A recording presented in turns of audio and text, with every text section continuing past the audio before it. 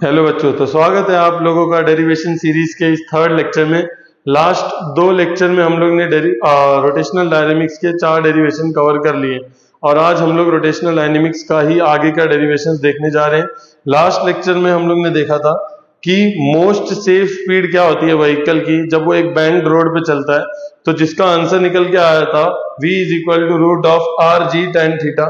फिर हम लोग ने उसी डेरिवेशन में हम लोग ने एंगल ऑफ बैंकिंग भी निकाला था जिसका फॉर्मूला था tan inverse of v square upon R ji.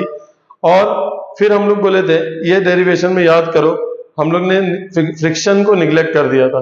But अब बाद में हम लोग ने क्या किया, फ्रिक्शन को जब कंसिडर करेंगे तो दो स्पीड हो सकती है, एक लोअर स्पीड लिमिट हो सकती है और एक अपर स्पीड लिमिट हो सकती है।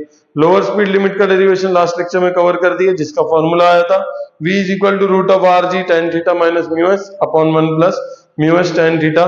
ये सारे टर्म्स क्या है इसको समझने के लिए और इसका डेरिवेशन जो स्पीड का फॉर्मूला है, थीटा एंगल ऑफ बैंकिंग का फॉर्मूला, ये सब समझने के लिए आप लोग लास्ट के 2 लेक्चर्स देख लीजिए, आपको समझ में आ जाएगा। आज हम लोग जो डेरिवेशन करने जा रहे हैं वो अपर स्पीड लिमिट का है। तो देखो, ये एक बैंक्ड रोड है, फिर से एंगल ऑफ बैंकिंग। और बैंक्ड रोड क्या होता है, जब हम लोग आउटर सरफेस को या आउटर पार्ट को, रोड के आउटर पार्ट को इनर पार्ट के मुकाबले में उठा देते हैं h हाइट से, तो उसको बोलते हैं बैंकिंग ऑफ रोड। और जिस एंगल से उठाते हैं उसे हम कहते हैं एंगल ऑफ बैंकिंग। तो ये कार है जो कर्व रोड पे, जो कर्व बैंक्ड रोड है उस पे मूव हो रही है और इस पे कौन कौन से फोर्सेस एक्ट हो रहे हैं वो हम लोग देखते हैं। तो सबसे पहला फोर्स हम लोग कंसिडर करेंगे वो कौन है, mg, वर्टिकली डाउनवर्ड्स। और नॉर्मल फोर्स जो होता है वो हमेशा सरफेस की क्या होता है, परपेंडिकुलर होता है। ठीक है, तो ये दो फोर्सेस तो हम लोग को पता है। फिर हम लोग ने इसी में हम लोग देख चुके ऑलरेडी कि ये फोर्सेस कैसे एक्ट करती हैं। नॉर्मल क्या करेगा, बैलेंस करेगा mg को। तो देखो कैसे बैलेंस करता है, एक कंपोनेंट उसका ऊपर, एक कंपोनेंट उसका लेफ्ट में।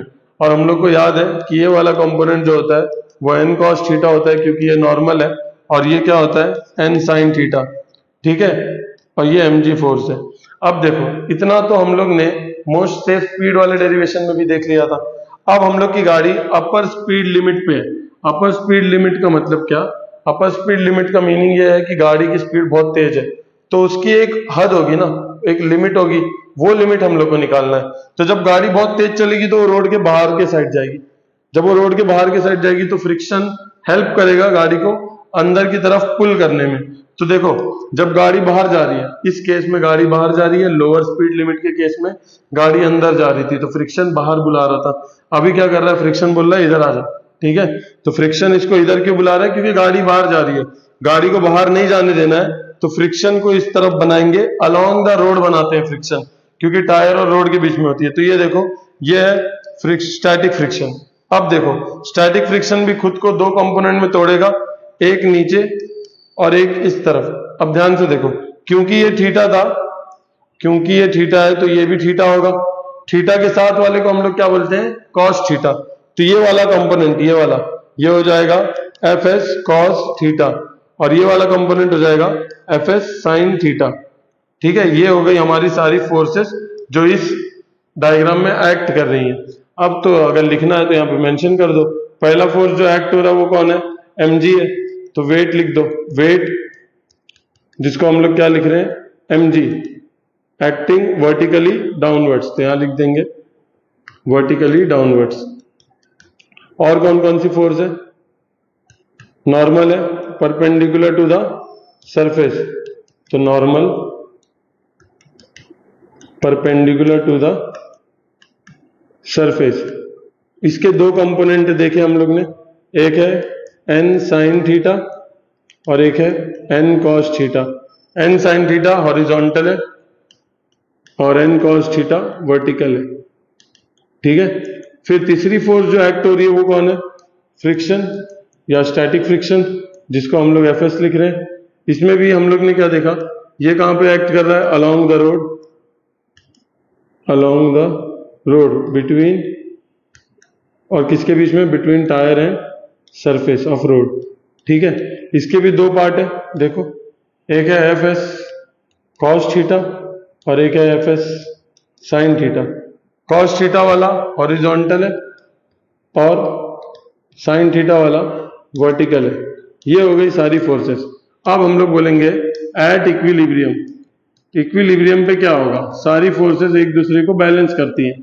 तो अब देखो हॉरिजॉन्टल की बात करते हैं। हॉरिजॉन्टल में एन साइन थीटा और एफ एस कॉस थीटा, ये दो लोग हैं, सेंटर की तरफ जा रहे हैं। देखो तो क्या सेंटर की तरफ जाने वाले फोर्सेस को हम लोग सेंट्रीपिटल फोर्स बोलते हैं। तो हाँ बोलेंगे। कौन कौन है, एक है एन साइन थीटा, दूसरा है एफ एस कॉस थीटा। ये दोनों कहाँ है, सेंटर की तरफ। और जो फोर्स सेंटर की तरफ एक्ट होता है वो होता है सेंट्रीपिटल फोर्स। सेंट्रीपिटल फोर्स का फॉर्मूला नहीं आता, जाओ पिछला लेक्चर देख के आओ। दूसरी फोर्स कौन सी है, वट सेंट्रीपिटल फोर्स। तो यहाँ पे क्या लिख दूं, एन साइन थीटा, देखो ना एन साइन थीटा और एफ एस कॉस थीटा, तो प्लस करेंगे क्योंकि दोनों एक ही डायरेक्शन में, और एफ एस कॉस थीटा, ये दोनों किसकी तरह एक्ट कर रहे हैं, सेंट्रीपिटल फोर्स, तो M V square upon R. अब दूसरा, ये तो हॉरिजॉन्टल फोर्स हो गई। अब वर्टिकल देखो, वर्टिकल में एन कॉस थीटा ऊपर है, एफ एस साइन थीटा और एम जी नीचे है। तो यहाँ पे लिख देंगे N cos theta is equal to, क्यों इक्वल डाल रहा हूं, क्योंकि एक ही फोर्स है ऊपर, नीचे कितने हैं, दो। तो लिख देंगे एफ एस साइन थीटा नीचे और साथ में उसी डायरेक्शन में एम जी है, तो प्लस। चलो देखो यहाँ साइन थीटा कॉस थीटा साथ में, ये एन कॉस थीटा इधर है, साइन थीटा उस तरफ है, इसको इधर ले आते हैं।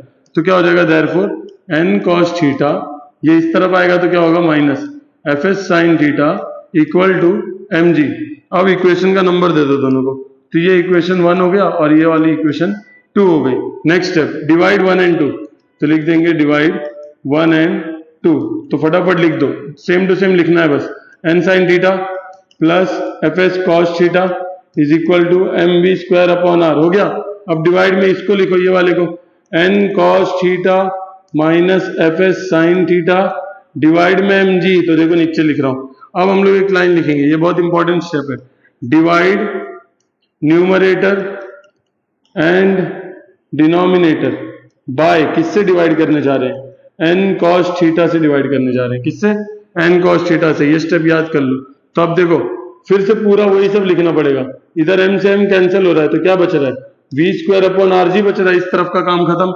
इधर आओ, इधर कौन कौन है, देखो एन साइन थीटा था और कौन था, एफ एस कॉस थीटा, और हम लोग ने क्या लिखा है, एन कॉस थीटा से डिवाइड, तो देखो डिवाइड कर दिया, इधर भी देखो डिवाइड कर दिया। अब नीचे की बात करूं, नीचे कौन कौन था, नीचे था एन कॉस थीटा, ठीक है, और minus F S sine theta, इनको भी दोनों को किससे डिवाइड कर दूं, एन कॉस थीटा से, एन कॉस थीटा, हो गया। अब देखो जो जो कैंसिल आउट होगा कैंसिल कर देंगे, एन से एन कैंसिल हो रहा है, कॉस थीटा से कॉस थीटा कैंसिल हो रहा है, ये देखो पूरा ही कैंसिल हो रहा है, N cos theta upon N cos theta कितना होता है, 1। फिर यहाँ देखो, यहाँ कुछ भी कैंसिल नहीं हो रहा है। अब ये एफ एस अपॉन एन कौन है, तो याद करो तुमको बताया गया है, जो एफ एस होता है मैक्सिमम लिमिट जो होती है वो होती है mu s into N, limiting friction का formula mu s into N. क्या करता हूँ, एन को इस तरफ नीचे ले आता हूँ डिवाइड में, तो यहाँ देखो क्या बचता है, सिर्फ म्यू एस, मतलब ये एफ एस अपॉन एन और कोई नहीं, म्यू एस है। चलो फटाफट आगे बढ़ते हैं। तो क्या करेंगे, पुट करो जो जो हम लोग को समझ में आ रहा है इधर पे। Sign theta upon cos theta कौन है, टेन थीटा है। नेक्स्ट, यहाँ साइन क्या है, प्लस, आगे देखो एफ एस अपॉन एन, अब भी बताया मैंने, म्यू एस होता है, डिवाइड बाय, देखो यहाँ पे कुछ भी नहीं बचा, मतलब दोनों डिवाइड हो गया जब, तो आंसर क्या आता है, 1। बीच में क्या है, minus F S upon N क्या हो जाएगा, बोलो, म्यू एस, और साइन थीटा कॉस थीटा क्या हो जाएगा, टेन थीटा। ये ब्रैकेट बंद, इस तरफ क्या है, V square upon R G, therefore अपने को वी चाहिए, तो वी स्क्वायर इधर ही रहने दो, आर जी को मल्टीप्लाई में भेज दो, तो आर जी, और ये पूरा ब्रैकेट कौन है, ये tan theta plus mu S upon 1 minus mu S tan theta. Therefore last step, V होता है, स्क्वायर हटा दो, तो under root R G tan theta plus mu S upon 1 minus mu S tan theta. तो ये हो गया हम लोग का अपर लिमिट का फॉर्मूला स्पीड का, ठीक है। तो आप लोग इसका स्क्रीनशॉट ले लो। तो आओ बच्चों आगे बढ़ते हैं नेक्स्ट डेरिवेशन पे, जो कोनिकल पेंडुलम का है। तो पहला क्वेश्चन है कि what is a conical pendulum, और आगे है derive an expression for the time period of revolution of a conical pendulum. तो पहले तो कोनिकल पेंडुलम क्या है, तो लिखेंगे when a string moves along the surface of a cone, surface of a cone, when the string, string माने रस्सी, रस्सी मूव हो रही है सरफेस ऑफ अ कोन के, एक कोन के सरफेस पे रस्सी मूव हो रही है, and the Bob that is attached to the string, the bob that is attached to the string performs horizontal circular motion, then it is called conical pendulum। ठीक है, तो ये डेफिनेशन लिख देना कोनिकल पेंडुलम का। ठीक है, अब हम लोग देखते हैं कि कौन कौन सी फोर्सेस हैं जो इस कोनिकल पेंडुलम पे एक्ट कर रही है। ये देखो, ये मास है, बॉब का मास है m, ये बॉब का मास है m, और ये रस्सी की लंबाई है l, ये है रेडियस r। इतना तो हम लोग को पता होना चाहिए। अब देखते हैं कौन कौन सी फोर्सेस एक्ट हो रही है। बॉब, मास बॉब के ऊपर जो फोर्स होती है हमेशा नीचे की तरफ, वो क्या होती है, mg। ऊपर की तरफ हमेशा रस्सी में कौन सा फोर्स होता है, देखो यहाँ नॉर्मल नहीं आएगा, जमीन थोड़ी ना है, तो यहाँ पे रस्सी में जो फोर्स एक्ट होता है वो हमेशा अवे फ्रॉम द ऑब्जेक्ट होता है, तो वो टेंशन फोर्स है जो अलोंग द स्ट्रिंग एक्ट कर रहा है। अब टेंशन वो फोर्स है जो कंपोनेंट में टूटेगा और mg को बैलेंस करेगा, तो एक फोर्स टेंशन का ऊपर जाएगा और एक फोर्स टेंशन का सेंटर की तरफ जाएगा। क्योंकि ये एंगल है थीटा, तो देखो ये z बन रहा है, तो ये भी एंगल क्या हो जाएगा, थीटा, बिकॉज दोनों अल्टरनेट एंगल है, ये अल्टरनेट एंगल है, तो ये थीटा, तो ये भी थीटा। जो थीटा के साथ वाला कंपोनेंट होता है वो होता है कॉस थीटा, और जो दूसरा पार्ट बचा वो क्या हो जाएगा, साइन थीटा।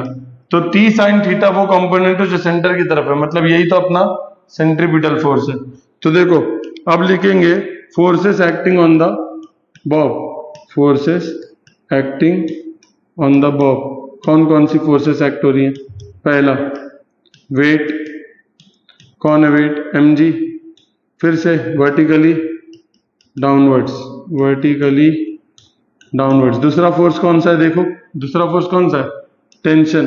दूसरा फोर्स है tension T along the string, along the string. ठीक है, नेक्स्ट T दो कंपोनेंट में ब्रेक हुआ है, एक है T साइन थीटा, दूसरा अपना T cos theta. T sine theta horizontal है, हॉरिजॉन्टल कंपोनेंट, जो अपना कौन एक्ट करने वाला है, सेंट्रीपिटल फोर्स, समझ में आया। और T कॉस थीटा कौन सा कंपोनेंट है, वर्टिकल कंपोनेंट है अपना। ठीक है, अब देखते हैं क्या होगा। एट इक्विलिब्रियम होने क्या वाला है, तो लिखेंगे एट इक्विलिब्रियम कौन कौन सी फोर्स किसको बैलेंस कर रही है, देखो ध्यान से। ये अपना जो T साइन थीटा है वो कौन है, सेंट्रीपिटल फोर्स। क्या है वो, सेंट्रीपिटल फोर्स। तो यहाँ पे सेंट्रीपिटल फोर्स का तो फॉर्मूला मेरे को लिखना चाहिए mv²/r। पर मुझे इस क्वेश्चन में स्पीड नहीं पूछा है, इस क्वेश्चन में मुझे टाइम पीरियड पूछा है। तो जब मेरे को टाइम पीरियड पूछा है तो टाइम पीरियड से रिलेटेड क्वांटिटी कुछ तो होना चाहिए। तो तुमको एक और फॉर्मूला याद होगा सेंट्रीपिटल फोर्स का, नहीं याद है तो याद कर लो, वो होता है mr²। अब ओमेगा कौन सी क्वांटिटी है, एंगुलर फ्रीक्वेंसी। ओमेगा के अंदर ही टाइम पीरियड छुपा हुआ है, कैसे, ओमेगा का फॉर्मूला होता है 2π/t।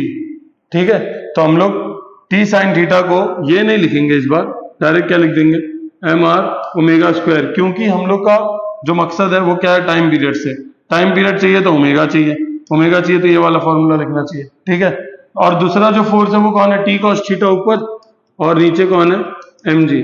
तो ये अपना इक्वेशन 1 और ये अपना इक्वेशन 2।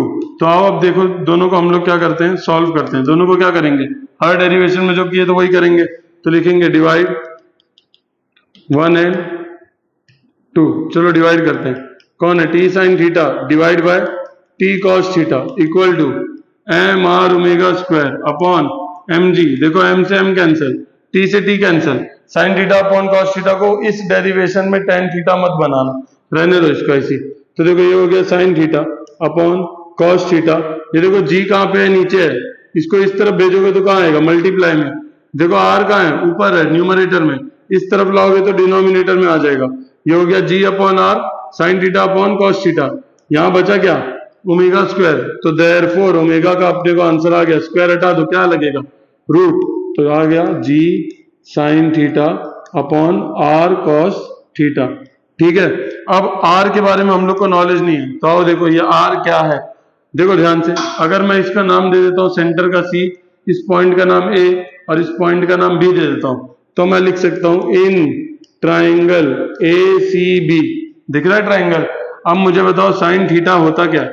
साइन थीटा होता है अपोजिट अपोजिट अपोजिट कौन है? R upon hypotenuse. देखो 90 डिग्री यहाँ है, तो हाइपोटेनियस तो ये हो गया ना एल, तो अब हाइपोटेनियस कौन हो गया? एल। तो देयरफॉर आर का फॉर्मूला क्या बन जाएगा? एल कहाँ चले जाएगा? मल्टीप्लाई में, तो ये हो जाएगा R is equal to L sine theta. ठीक है, अब हम लोग ये R is equal to L sine theta को इधर पुट कर देते हैं, तो बताओ ओमेगा का आंसर क्या हो जाएगा? Omega is equal to root of G sine theta upon R की जगह पे क्या लिख दूं? एल साइन थीटा लिख दिया। और कौन बचा? देखो आर की जगह पे तुमने क्या लिखा? L sine theta. अभी कौन बचा है? कॉस थीटा, वो भी लिख दो इधर। लिख दिए। साइन थीटा से साइन थीटा कैंसिल हो गया, देयरफॉर ओमेगा का आंसर आ गया जी अपॉन एल कॉस थीटा। मुझे ओमेगा नहीं चाहिए था, मुझे क्या चाहिए था? मुझे टाइम पीरियड ऑफ रेवोल्यूशन चाहिए। मैं बताया हूं तुमको, टाइम पीरियड का फॉर्मूला होता है 2 पाई बाय ओमेगा। याद रखो ये 2 पाई बाय ओमेगा, मतलब ओमेगा का आंसर तो है ना हम लोग के पास रेडी। तो बताओ 2 पाई अपॉन नीचे क्या लिखो? Root of G upon L cos theta. Last step, क्या मैं ये डिवाइड वाले को, नीचे वाला हिस्सा जो है, इसको ऊपर लेके जा सकते हैं? तो आंसर क्या हो जाएगा? t इज इक्वल टू 2 पाई, ये वाला पार्ट को ऊपर ले लो, एल कॉस थीटा ऊपर आ जाएगा अपॉन जी। तो ये फाइनल आंसर है time period of a conical pendulum, जिसका आंसर क्या आया? 2 pi root of l cos theta upon g. अब टाइम पीरियड किन बातों पे निर्भर है? एक तो वो लेंथ ऑफ द स्ट्रिंग पे डिपेंड करता है, ये एंगल पे डिपेंड करता है, और एक्सीलरेशन ड्यू टू ग्रेविटी पे डिपेंड करता है। ये फॉर्मूला याद करना चाहिए। इसी फॉर्मूले से हम लोग फ्रीक्वेंसी भी निकाल सकते हैं। उसमें हम लोग देखो लिख देते हैं, फ्रीक्वेंसी का फॉर्मूला हम लोग यहाँ पे लिख देते हैं एन। फ्रीक्वेंसी होता है 1 अपॉन टी, मतलब इसका उल्टा कर दो, उल्टा कर दो, 2 पाई का उल्टा 1 अपॉन 2 पाई, रेसिप्रोकल कर रहा हूं मतलब मैं। और ये जी कहाँ जाएगा? ऊपर। एल कॉस थीटा कहाँ जाएगा? नीचे। तो कहीं अगर आपको क्वेश्चन में घुमा के दे दिया कि derive an expression for the frequency of revolution of a conical pendulum, तो कुछ नहीं, सेम डेरिवेशन करना है, लास्ट स्टेप बस चेंज हो जाएगा। ठीक है, ले लो इसका स्क्रीनशॉट।